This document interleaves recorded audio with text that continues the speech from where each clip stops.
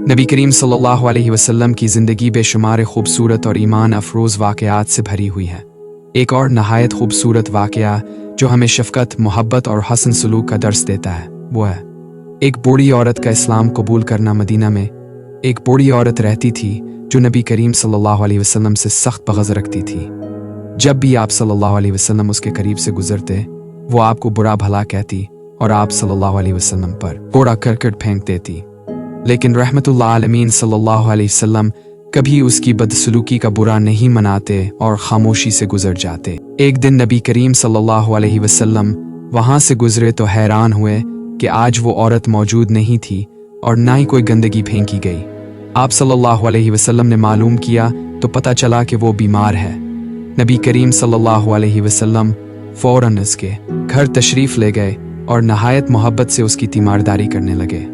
इस औरत ने जब ये देखा कि जिस शख्स को वो रोज़ाना सताती थी वही उसकी बीमारी में उसका ख्याल रखने आया है तो बहुत मुतासिर हुई। उसने हैरानी से पूछा, ए मोहम्मद, तुम मुझसे कैसी मोहब्बत का सलूक कर रहे हो, हालांकि मैं तुम्हारे साथ हमेशा बदसलूकी करती रही हूँ। नबी करीम सल्लल्लाहु अलैहि वसल्लम ने मुस्कुरा कर फरमाया, ये मेरे दीन की तालीम है कि हम सब के साथ भलाई करें, चाहे वो हमारे दुश्मन ही क्यों ना हो। ये सुनकर इस औरत का दिल नरम हो गया और उसने फौरन कलमा पढ़कर इस्लाम कबूल कर लिया।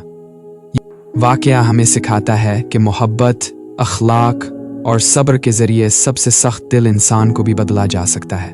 नबी करीम सल्लल्लाहु अलैहि वसल्लम की शफ़क़त और हसन सलूक ने कितने ही लोगों के दिल जीते और यही वो खूबी थी जिसने इस्लाम को फैलाने में बुनियादी किरदार अदा किया।